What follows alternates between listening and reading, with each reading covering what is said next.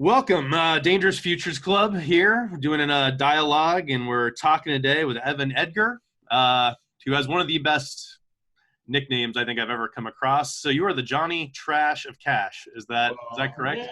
Yeah, the Johnny Cash of Trash. That's my handle from starting in the Bakersfield landfills back in the 80s. Awesome. Yeah. If you could just let us know a little bit about yourself, where you grew up, school, and then, what you've done in the world. Well, I think, Andrew, I started out at UC Berkeley as a kid watching free speech, and then my parents dragged me all over campus. So I saw what was going on in the 60s. And then in the 70s, I watched a lot of sci-fi with my brothers and saw movies like Soylent Green and Planet of the Apes and Omega Man, and that kind of got me thinking. And then I went off to school at Chico State in civil engineering and took a class called thermodynamics and learned about climate change and kind of had a feeling about things back then. I joined a club called Earth First back then, and I was going to be a radical environmentalist and chain myself to a tree. Then I thought, well, better to learn about this as a civil engineer and kind of get the metrics down and learn about engineering, climate change back in the 80s. And I took that into a career as a lobbyist engineer for the garbage companies. Nice. What did you, when you got right out of college, where did you, is that where you went down to Kern County? Yeah, well, after I was dead broke, Chico State, 5 years, got my minor in geology. Back then, they didn't have environmental engineering, so I took a blend of every three units of geology, kind of one engineering. I got my degrees, and I was dead broke, so I took a Greyhound to Bakersfield. Got a cash, baby. That's right. Yeah, they threw me right into the dumps, and I had a career at the landfills of Kern County and learned a lot in the trenches, per se, the trenches of garbage, and really learned the hard way. But I made a lot of changes down there in the early late 80s, and I went up to Yolo County because what I learned at Yolo. Did I learn at Yolo? What did you learn? YOLO. You only live once. And that was back then. That was back before they had a hashtag. But YOLO. So in the 90s, we sat at Yolo County landfill and pretty progressive. We did a lot of science about biomethane and landfill gas and how to collect green waste and trial composting. But I sat on top of the Yolo County landfill next to UC Davis. It's like right close to UC. I looked across the causeway and I saw downtown Sacramento. I said, someday I'm going to be there to lobby in order to do resource efficiency, recycling, composting, greenhouse gas reductions, and someday I'm going to grow up, be a lobbyist. And that was back in '93 that I was able to kind of go across the causeway and start a practice here, working for the California Refuse Recycling Council, launched the California Compost Coalition, and now we're doing a lot of biochar work. So that was back in '93. So I've been on this as long as Al Gore's been on it. So Man, no, and it's in some ways it's changed a lot, and in some ways it hasn't changed at all. One of the things I wanted to just kind of preface this dialogue with is that we come from a similar place, I think, on catastrophic climate change, and just something that I believe. One of the reasons is these kind of things we want to do with these conversations is just talk about how bad it actually is and what our actual real chance is to wipe ourselves out as a species in the next 100 years, like human extinction. I think it's more likely than most people think. I give us about a 50-50 chance right now of wiping ourselves out by 2100. Are you in a similar kind of place than I am on that one? Well, yeah, I think first we got to move beyond denial. People have been in denial about climate change or denial about this virus. People start off with denial as a defense mechanism for status quo. And once you get past denial, then you got to get in mitigation. And I think we've been mitigating a lot, climate change and mitigation, low carbon fuel, renewable power, we got to mitigate. And then we got to learn to adapt because the climate change is happening and farmers are learning to adapt to droughts, we're learning to adapt on a lot of different means. And then as we do, they got to be resilient, but along the way, you got to be regenerative. And there's a quote that Charles Darwin has, and it's to paraphrase it, adapt or die. And we said about survival of the species that you don't need to be the smartest species. You don't got to be the strongest species. The species to survive, you got to learn to adapt. If you don't adapt, you don't survive. And that's the premise of Darwinism. And that's what we're learning right now is that we got to adapt. And I think we're learning to adapt right now. We're learning to adapt by people staying at home in order to do Zooming is going to launch a lot of podcasting. We're learning to plant victory gardens in order to grow our food at home. We're learning to stay at home and different practices, different protocols. And we got to do it. We got to adapt. Because if we don't adapt, we're going to die.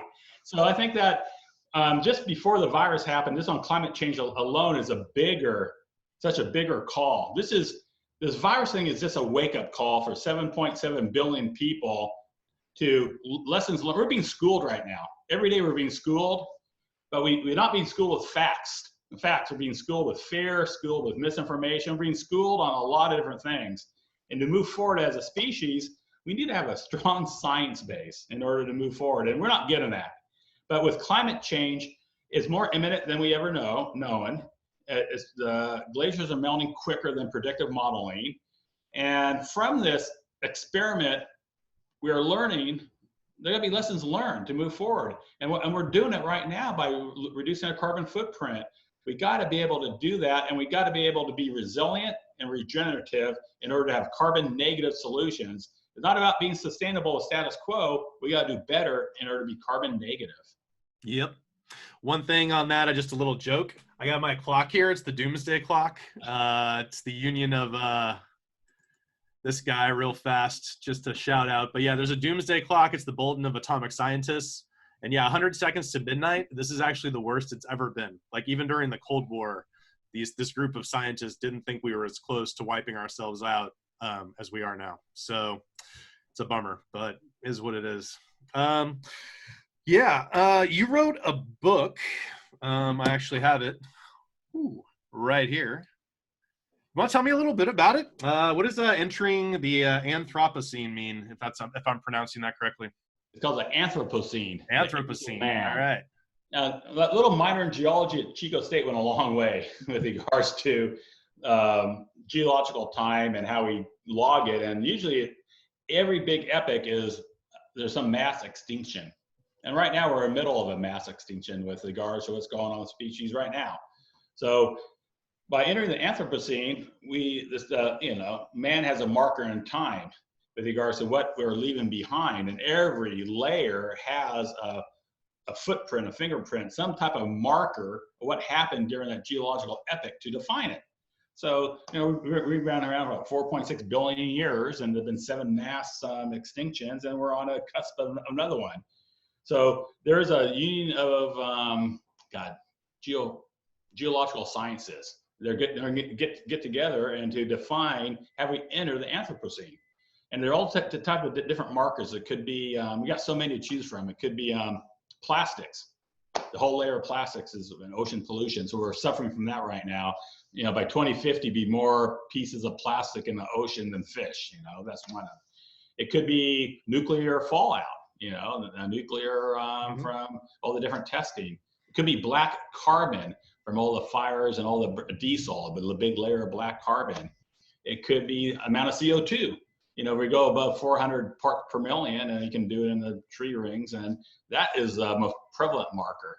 So because of man's impact on the environment, the new geological epoch is the Anthropocene as the age of man. Yep, makes sense.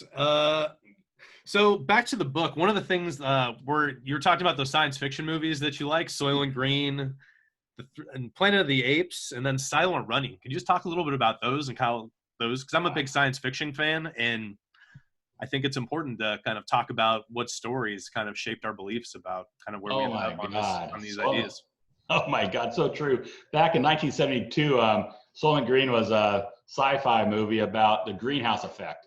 I said, what's a greenhouse effect? It was going to be in the year 2022, New York, where people are living under extreme conditions and people are hungry or out of food. And that's only 2 years away.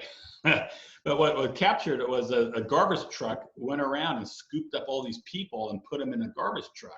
And I thought, wow, that's how I became a garbage man. That's always have be able to do crowd control by garbage collection. But what happened, these garbage trucks went out to a plant. And at the plant, they made little chips, little Soylent Green chips. And on Tuesdays, everybody loved Soylent Green as a food source, and people had no idea what it came from. Was it algae with plant-based? Nobody had an idea. But in the sci-fi Soylent Green movie, we are the food. You know, it was a Steve McQueen deal, and no, Charlton Heston deal. And he tracked down where the people were going to, and that was really a wake-up call for me watching that. And then Omega Man was another Charlton Heston, where it had to be a virus and people turned into zombies. And as a kid, I was only 11, but it was so intriguing. I was in the science, into pre-engineering, and really got my juices flowed about the future of mankind. And there was a book. There was a book that we had to read in 7th grade called Earth Abides. And it was a stunning book to read, because the earth will be fine. The earth will abide. And the quote there, and I wrote a poem about it in that book, is that men come and goes, the earth abides, but the dude does not. The dude doesn't survive this. That the earth will, because the earth's been around for billions of years, and the earth doesn't care if we have this petri dish full of humans just kind of ratcheting up and going crazy. After the petri dish is empty of humans, the earth will abide. Yeah, we're not wiping the biosphere out. That is not happening. But no, and what you're talking about with the Soylent Green and it's terrible to talk about how that's going to look, similar to how America could look in the next weeks, man. We might be getting rid of these, the bodies of all the COVID-19 victims with fire trucks. Like, that might unfortunately absolutely be happening. Science fiction for me is this, it's a way of telling ghost stories about kind of how bad things could go. There's a podcast that I love. It's Rob Reed and Naval Ravikant on the After On podcast.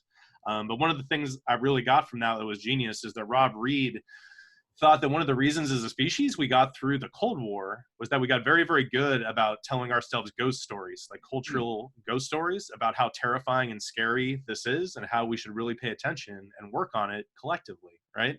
Like Dr. Strangelove, right? He kind of led that in an example of a ghost story about how insane it is that we are, aiming thousands upon thousands of nuclear weapons at each other. And I think you're going to see more, obviously, fiction. I think in the future, we're going to see more virus fiction, more TV shows, obviously, about it. I mean, it's going to be everywhere. But I've read some sci-fi based on climate, and there's some that's very good. But I think we're going to see, hopefully we see more of that quality. That's so more of the epic kind of narrative quality that Soylent Green had. I think we need storytellers like that these days.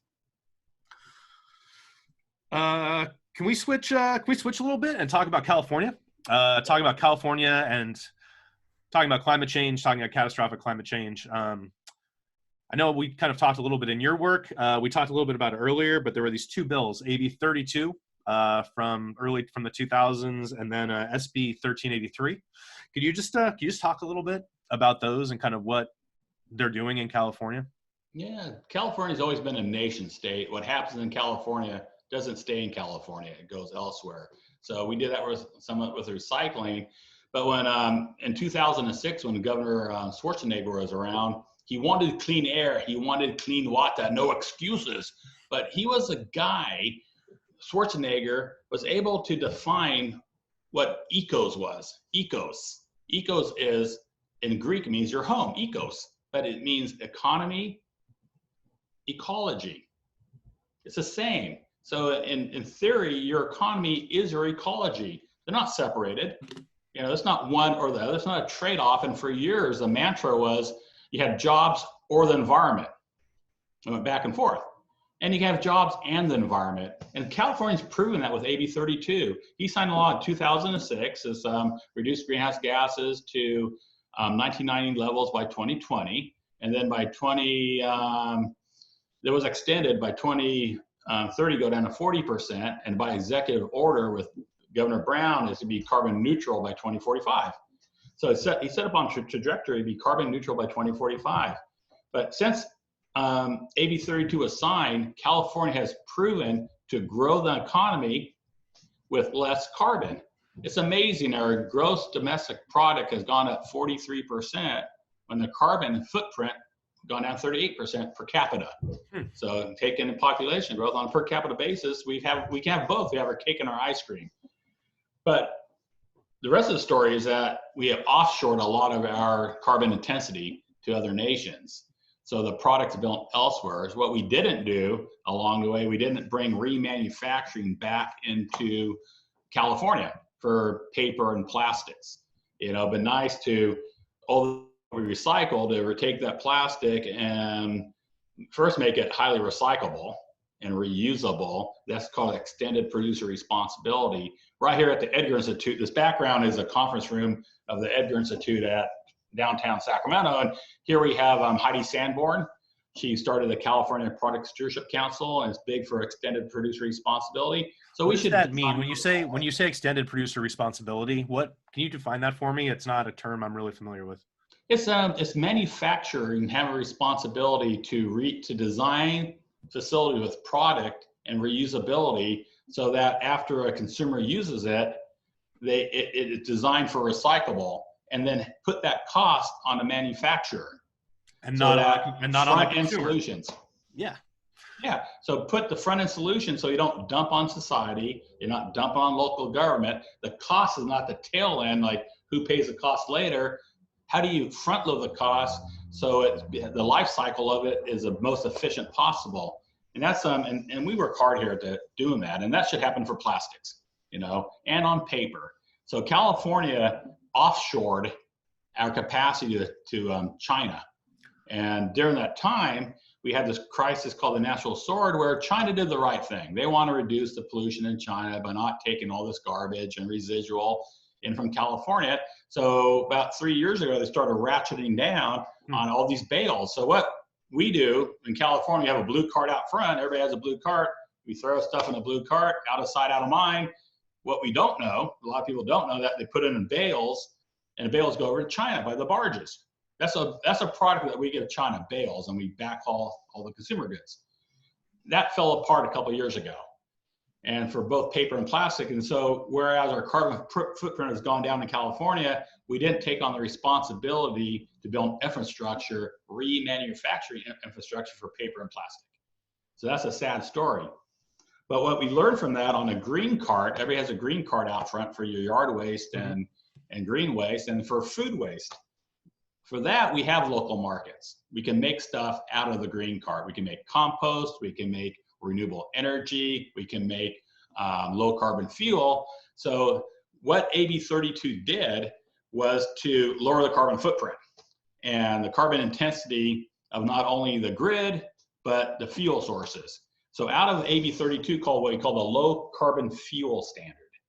And that is getting off diesel. What Newsom wants to do is get off diesel by 2030, get off diesel pollution, and get off petroleum by 2045, be carbon neutral. How do we do it? Well, what we do with waste byproducts would be food waste and green waste. You put it together and you call anaerobic digestion. Basically, that's your stomach, anaerobic digestion. You take food in, you make biomethane, you make digestate, okay? Well, if you do that with food waste and green waste, you take that biomethane, you clean and compress it, you put it right back into the truck. And the digestate, we make compost out of it, put it back to the soil. It's a closed loop circular economy, great for California. We can onshore our domestic capacity for all our organics in California. And so the way it works now is a lot of that stuff gets taken to a landfill, and then it just decomposes, and all of those greenhouse gases just go right into the atmosphere. Is that basically kind of how it works now? Our baseline is food waste and green waste in the landfill. Number one thing in the landfill today, food waste. Unbelievable, 14%. Number two, dimensional lumber. Who would think that? That much waste is going on in the landfill today. And when that goes in the landfill with green waste, it decomposes, make methane. Methane has a global warming potential of 20 times over 100 years, but typically it only lasts about 20 years in environment. So the global warming potential in the 80s sometimes. So it's a short-lived climate pollutant is what they call it. And at landfills, NASA just did some flyovers using new technology that shows these landfills as mega methane emitters, just going through the capital landfill. But what gas is collected, some landfills make renewable power out of it, but most landfills just flare it, just destroy the methane and flare it. And we can be better. So instead of doing that, and there's another law, that second law you're talking about, SB 1383, says we got to take this methane, and by 2030 have 40% less methane by 2030. So the three sources of methane: the landfill, dairies, and pipelines for the big utilities moving natural gas around. So those are the three sources. And the dairies are doing a lot better. They're making low carbon fuel standard in place. So they got a lot of incentives in order to do that. The urban sector is getting off landfills to move it into this anaerobic digestion to make low carbon fuel. So the methane should go back into the truck instead of making methane that leaks from the landfill. Remember the other movie, sci-fi movie, is Back to the Future Part 2? I do, yeah, absolutely. Okay, remember that banana going into the DeLorean? Oh yeah, he has the aftermarket add-on, and just, yeah, it's like an old beer and a banana, I think he throws in there for sure. But now we got the pizza box going into the garbage truck To power the flux capacitor, absolutely. The flux capacitors, that's what we do. We have, with all this food waste that's going on, the flux capacitor is called anaerobic digestion. We make, so the same stuff the garbage truck picks up makes a biomethane called compressed natural gas that goes right back into the renewable natural gas, goes right back into the truck. So what we have up here is the governor's 5 pillars that Brown started. And if you look up top, this is from your website, your California Compost Coalition. Yeah, I just pulled this up off the website. So yeah, if you could talk a little bit about these pillars that kind of apply to what you're talking about, that would be great. Yeah, these 5 pillars is the foundation of AB 32 in order to move into a low carbon society. And they're all linked together with organics. They're all interrelated in the circular economy. You know, I started out talking about the low carbon fuel standard making renewable natural gas. So Newsom wants to ban diesel pollution by 2030. But to do that, we have to convert into a low carbon fuel by making a renewable natural gas. And plus you can make different biofuels out of wood waste and forest waste through gasification, make a syngas and distill it into different types of energy products, and taking that biomass gasification and actually making a low carbon fuel standard. So there's a lot of opportunity there. We're supposed to have 10% less carbon by 2020 and I think 18% by 2030, and we're making it. We're on that pathway right now in 2020 to do that. So, yeah, 18% less carbon intensity by 2030. So diesel's about 100, compressed natural gas, fossil base is about 80, but we're actually making carbon negative fuels, the stuff we make out of the Back to the Future scenario of food waste and green waste. We're carbon negative because we're offsetting methane at the landfill. So we're certified carbon negative. So that's amazing, because we have to be carbon negative now to be carbon neutral later. And that's what we're working on. Yeah, because we have to make up ground anywhere we possibly can. I mean, because we're doing great in California from what you're saying, but we're still behind the curve, still behind the 8 ball in general. Will you just describe that circular economy you were talking about? When you explained it to me, it sounded like there's the waste coming in, there's the treatment centers, there's the turning it into kind of usable energy, and then using that energy to then power the trucks that kind of carry everything around. I think that's true. That's a true circular economy. It's localized, and it's truly taking the food waste and green waste, powering the truck. Not only that, but digest it. This compost, you put it to the lands and it makes healthy soils, the healthy food, the food we grow, farm to fork, and any type of food waste, it goes back into the system in order to make more methane. Mm-hmm. So that is the classic circular economy. It's highly resilient. One thing we can't be nowadays be reliant on big utility. We see what happens with brownouts with regards to fires, and we don't have power for 2 or 3 days. No, those high winds from PG&E last year when they were just turning the power off for a week or two. And what I'm terrified of is that then, if we're still dealing with this COVID-19 coronavirus, man, if we lose power to millions at the same time that, the hospitals are inundated, like we're getting it's getting into very dangerous territory, kind of with these things compounding. I think you're absolutely right about that. That's so true. What we have community choice aggregation that powers independent power plants with microgrids. We can't be relying on big utilities. If you go back to the pillar number 2 on that drawing I had up, is called the Renewable Portfolio Standard. In that case, we're on track to meet 50% renewable energy by 2030. You already made 33% by 2020. So we're there already. We did that back in 2018. So California is kicking ass on low carbon fuel, renewable energy, and we're supposed to be 100% renewable power by 2045, and we're going to do it. You know, we got the wind, we got solar, but also we backfill it with biomethane and biomass as base load, and we can't forget about battery storage with regards to storage, fuel cells, storage. That's a winner. So California's on track on the 5 pillars. Of course, on construction, you see a lot of what's going on with regards to LEED certified and Cal Green with regards to decarbonizing this construction, down to the point where Berkeley and Santa Monica are not going to allow natural gas in all new construction after 2020. You know, really? So they're going, and all the new construction got solar on top. I think Arnold did that, a million new solar roofs.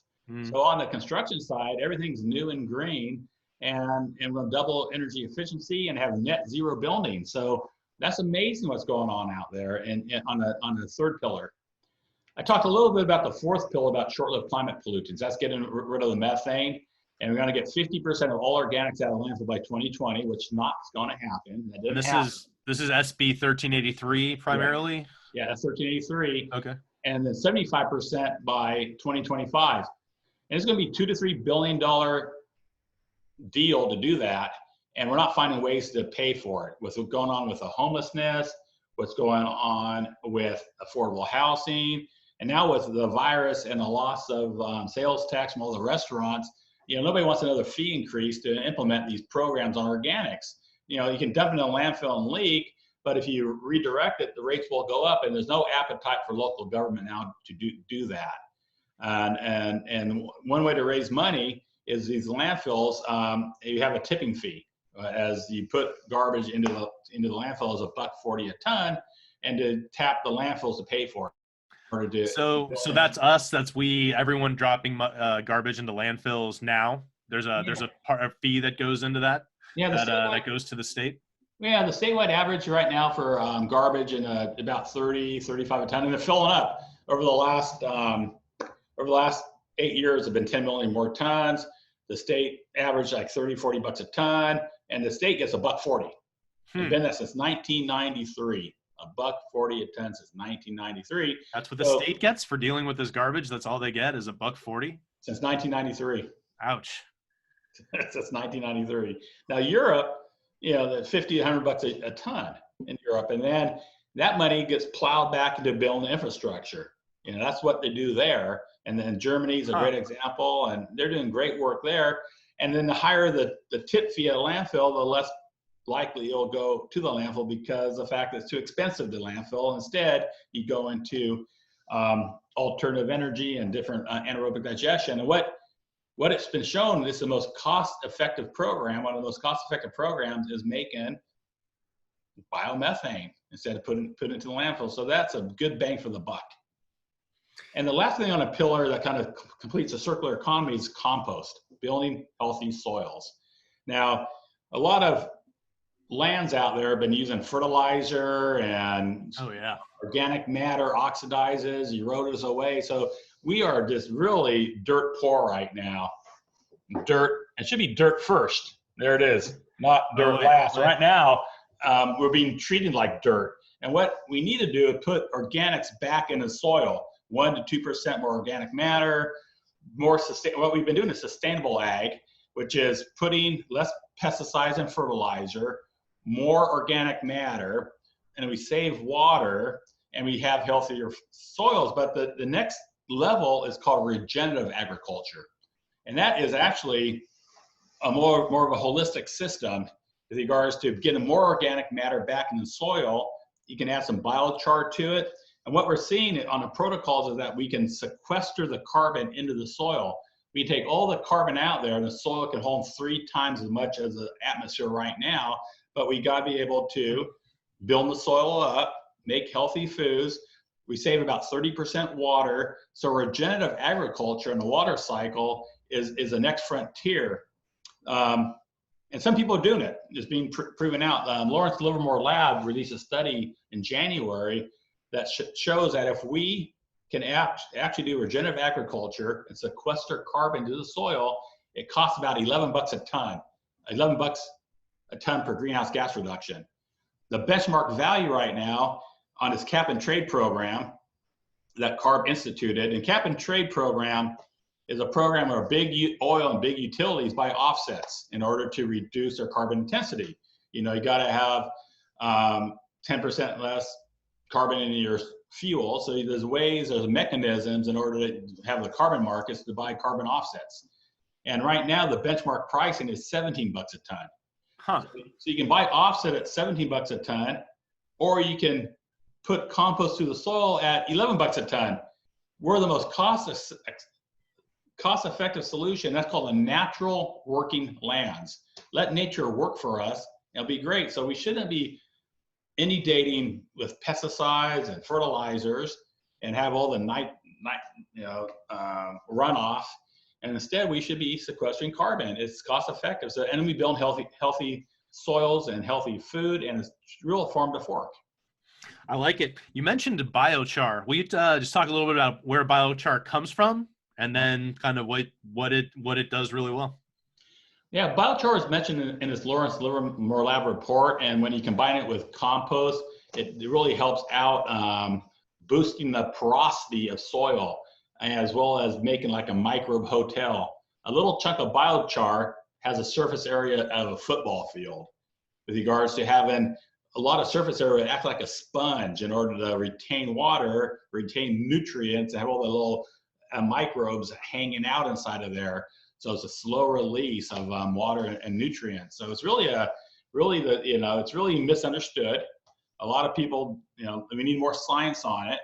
I'm going to start developing protocols with all the different protocol development companies in order to make sure that we can understand it fully with regards to the benefits and monetize it so that we can make more of it and then haul it out to the farm and have the farmers kind of get subsidized for taking it. And how you make biochar is through biomass gasification. And it's you take really clean wood chips. It's like urban lumber, chipped down, and under a very high temperature and without oxygen, it's called biomass gasification. And from there you make a syngas. And that syngas could then be used in order to make renewable energy. And from that genset, you get about 35% of the energy back by going to the grid, but then you get a lot more from the waste heat. With any type of energy production, you have this waste heat, and how do you capture that heat and use that? It's called combined heat and power. If you can have an offtake agreement for the heat, where it be drying out animal feed, drying out biosolids, having it at a packing shed or for a heat exchange for a cooling shed. There's so many different applications for the heat. That really is the best way you can, the future is actually combined heat and power for energy efficiency. So it's quite the package is take wasted lumber that's going to the landfill. The number 2 thing going to the landfill is lumber. Have little up to 3 megawatt, have independent power plants, use on site to whatever your energy park is, have a microgrid to have that go to the neighboring facilities, and you're not beholden to big utility. You're resilient, so using a waste byproduct to be carbon negative, to be resilient within at community scale. We're talking up to 3 megawatt. Nothing big, very community scale. It's not big power plants anymore with big stacks. We're talking little stacks with distributed compost within your community scale. So just a couple questions. One, so that this power plant you're talking about using the clean wood chips, does that go 24/7? Is that like a 24-hour process? Can you keep it going all the time? Oh, definitely. 24/7. So what we call base load. Everybody needs a base load, because when the wind doesn't blow and the sun don't shine, you need a biomass base load. So we're the new base load, and we got to be recognized for it. You know, every lobbying circle up here has controversy, and so whereas wind and solar is doing great work, but somehow they beat up on biomass and biomethane. We're not cool enough, you know, especially the Sierra Club. We just can't get a break because we have combustion, because as part of that syngas within an engine, it combusts. When we take renewable natural gas and put it in a truck, and the truck drives around, there's combustion. But in that truck, we have near zero NOx engines. So the amount of NOx has come down so far that we're not impacting disadvantaged communities. You know, we're near zero on NOx with carbon negative fuel, and we have all the studies that show how clean the new engines are using carbon negative fuel. You were talking about disadvantaged communities. One of the problems kind of with the environmental justice is that you do get a lot of dirty diesel engines going down and kind of being pushed off to places like docks and lower income places. So not a problem with the renewable natural gas? Well, it's a problem in perception of the industry I represent. I'm a garbage man. You know, I see garbage as a resource out of place. That's all it is. But the perception of this industry that I represent is dirty diesel done dirt cheap. They see us taking dirty diesel truck, direct haul to the landfill, dump on the landfill, a bunch of seagulls, bunch of wind litter going there. We got belching methane from the landfill. You know, that is so 80s. You know, so Bakersfield. Okay. That's what I saw in Bakersfield, you know, dirty diesel done dirt cheap. You know, that was going on down there, and I saw it. And so we got to fix that. So that's been a lifetime achievement, was to get out of that perception. But I think everybody's still stuck back there. But what we're doing with regards to helping disadvantaged communities and priority populations is that we all of our facilities are net zero greenhouse gases. With regards to every facility we have a composting and recycling, our avoided emissions for greenhouse gases offset the process greenhouse gases. Using all the airborne science, all the protocols, that's what we show. Our fuel is carbon negative. Okay, and then our NOx is near zero on NOx. And when it comes to farming, using sustainable ag and regenerative ag, we're near zero on pesticides and near zero on fertilizer. So we're near zero on everything, but it's supposed to be based upon zero waste. That's another buzzword that people use, striving for zero waste. And unfortunately, that's the one metric that is not being fulfilled in California. We've done great on low carbon. We've done great on renewable energy, great on greenhouse gas reductions. We are meeting all those targets. Our economy is going up when the greenhouse gas is going down, but when it comes to garbage and waste, we're still filling up the landfills. It's still filling up. More than we were like 6 or 8 years ago, correct? Well, yeah, about in 2012, the statewide recycling rate was 50%. And now in 2018, it's 40%. Ouch. And dropping like a brick. It's going to be 33% in 2020 once they get the numbers in. So we have gone backwards, and the landfills are filling up and all those wasted resources. And even with this Corona scare now, because of the fact that you got all of the waste stream in a blue cart being processed, we got workers concerned about social distancing. All your blue cart in many communities right now is going directly to the landfill for disposal. That's what's going on in this crisis. As an essential public service that we are, Waste Management, Inc. has shut down every one of their MRFs, material recovery facilities, and all that blue cart is being landfilled today.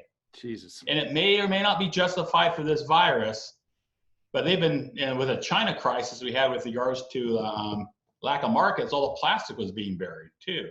So that's very unfortunate, to have direct disposal into the landfill. But that was going on anyway up to this point. So we need, after this virus, and then we have the new normal, I hate to say that, I don't like that word, the new economy, because it can't be a new normal. We can't go back to some status quo redux, We got to have some lessons learned from this.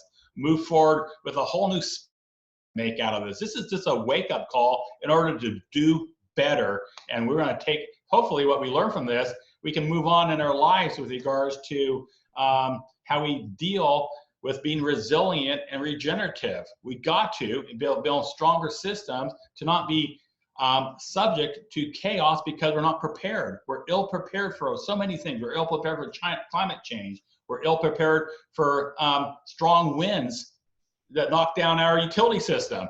So every quarter you turn around, and in America now, there's some new crisis, from having unbreathable air from all the forest fires to droughts. Like, it's nonstop chaos. And hopefully from this, we learn something. We talk about compost a little bit. I know compost, you're talking about pesticide use going down with it. Water retention, I think, is key. And just jobs. I mean, there's so many jobs that, it makes sense for us to hire people to actually make more compost just because of all these ancillary benefits. But can you just talk a little bit? I know you tell a little about when the California Compost Coalition started and why compost is so important. Yeah, good point. What we learned is that when AB 341 was passed, 75% recycling by 2020, ain't making it. But we did a jobs report back then about the amount of jobs. It was huge. For every one job at landfill, you get 8 to 10 jobs recycling and compost. But it costs extra money. But those jobs you keep within the community, those resources on a life cycle basis counts.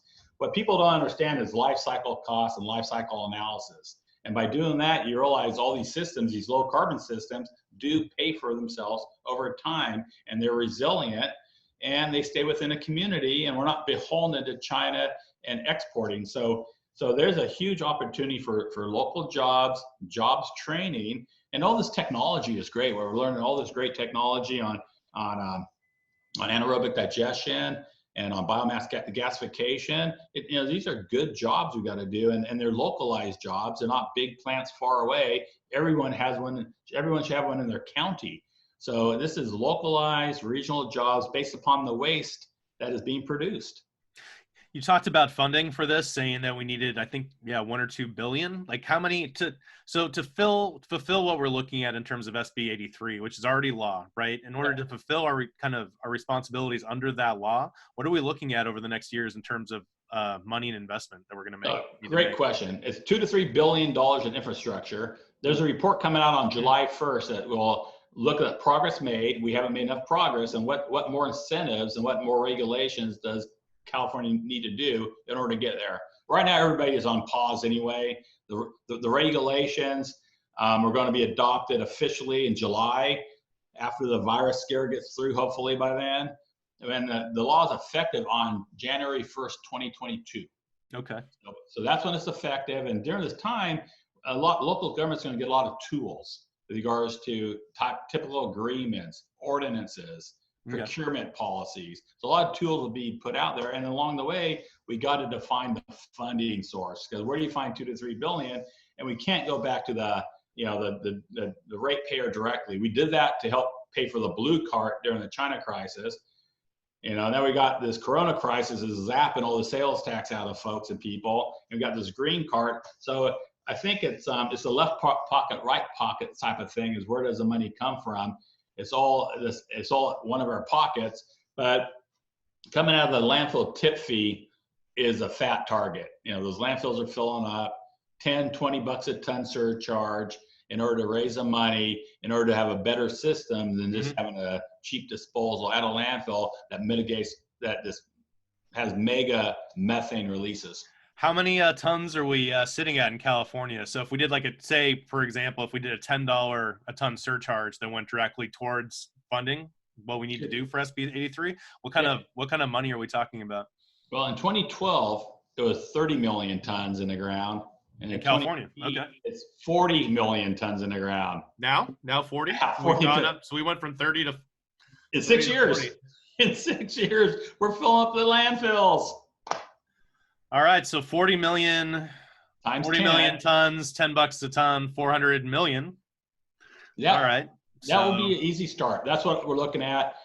We tried that in the past. It just gets bogged down, but that's the great frontier. When it comes to taxes in California, you need 2/3 vote through the legislature. And they did that with cap and trade, got through a couple of years ago with Brown. That was good. And then and made it to 2030's cap and trade that has raised $12.5 billion so far.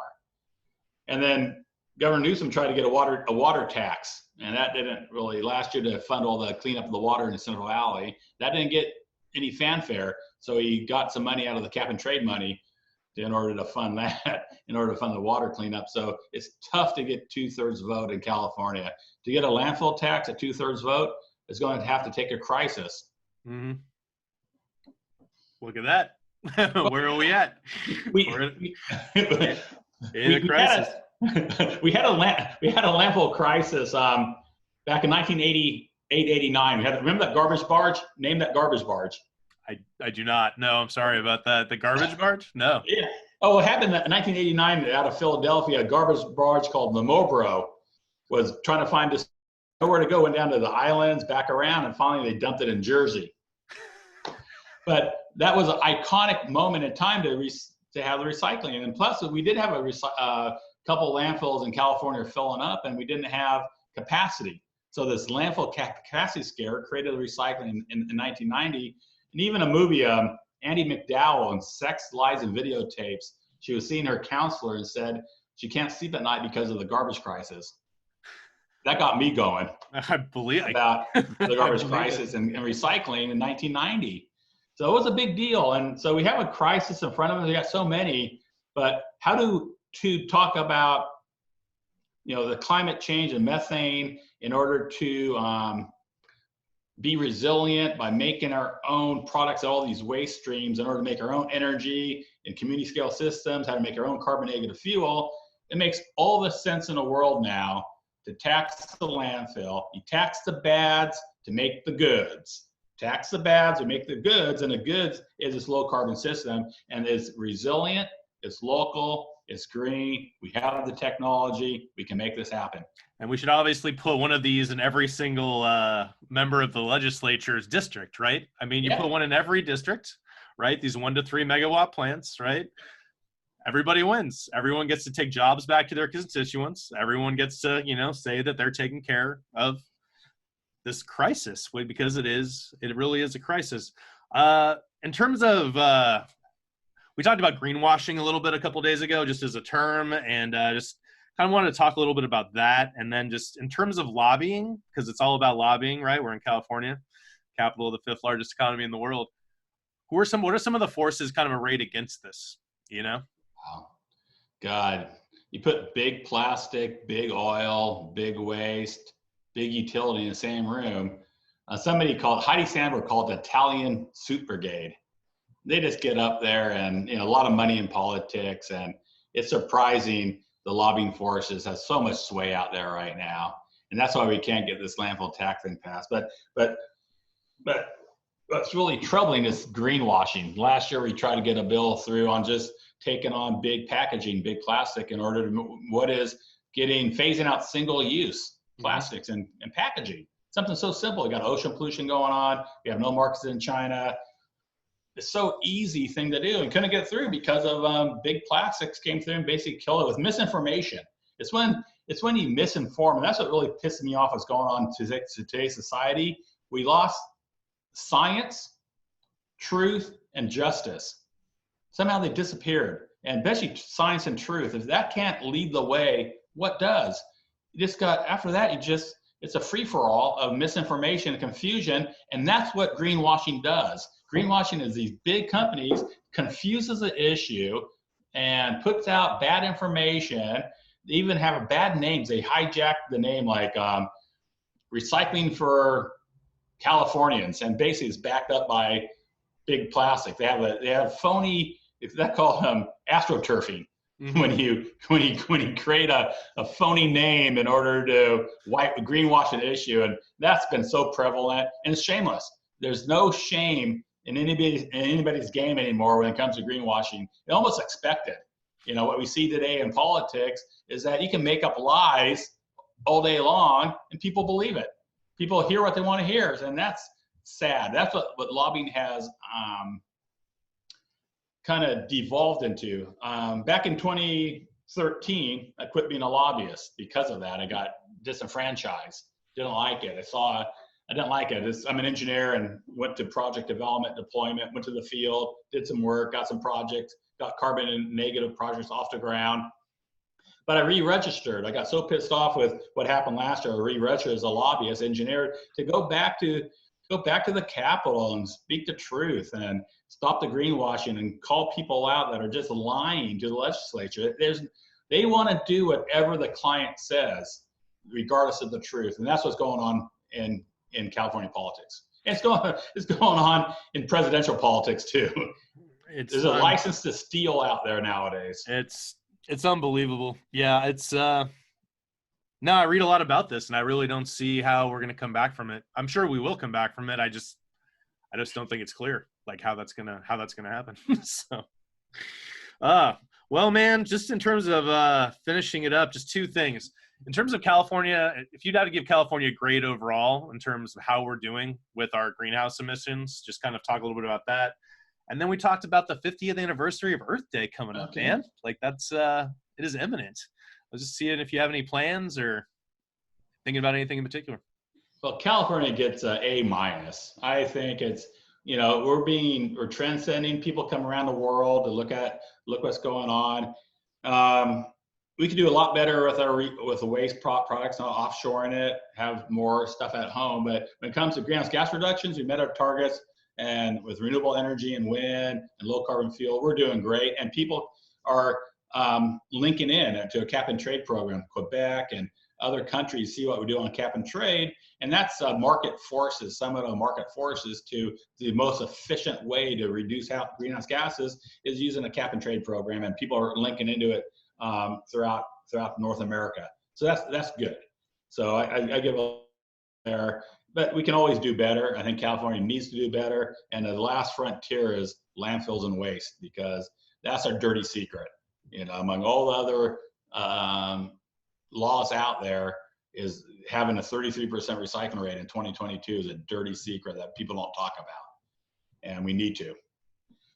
And that brings us back to 50th Earth Day, because that 50 years ago, I was a kid watching cartoons after school. There was a #1 public service announcement, and that was a crying Indian, Iron Cody Eyes, and Iron Eyes Cody. And he was crying because of the fact that he was taking his canoe down river, and then goes by all the factories belching smoke, and then he gets off and walks up to the shore, and somebody comes by and throws fast food at his feet, and he starts crying. And it left a big impression. It was a Keep American Beautiful commercial, and that was the onset of Earth Day back in 1970. And I think 50 years later is who's crying now? Who's crying now? I think we're still crying. We made a lot of headway, but it's one step back, one step forward, two step back. We try to, every time we advance, we get cut back. Every time we think we're doing good, we got a big drought and a forest fire. Every time we think we're doing something good, we get set back with a pandemic scare. Every time we do something, we just think we're making headway. So this Earth Day, I used to have an art show on Earth Day or some type of event. 2 years ago, we did a March for Science, and I think they were planning a March for Science on April 22nd, but I think due to social distancing, that's been canceled. So I doubt anything will happen. You know what we're going to do on Earth Day? You know what we're going to do? What sounds good? We're going to Zoom it. I'm down. Zoom, bourbon, yes. Beer, wine, yes. I will be smoking. So yeah, no, well, anything else, man, you want to add? Anything the Johnny Cash to Trash wants to use to end out this great conversation we just had? I think we all just need to breathe. Step back and breathe and reassess and reset. And we don't panic.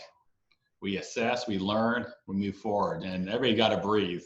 Hitchhiker's Guide to the Galaxy. Don't panic, right? Big red button. Don't panic. So, well, awesome, man. I really appreciate you donating your time to explain a little bit about where we're going. See you on Earth Day. I'll see you on Earth Day, Evan. Take care, man. Thanks. Bye. Bye.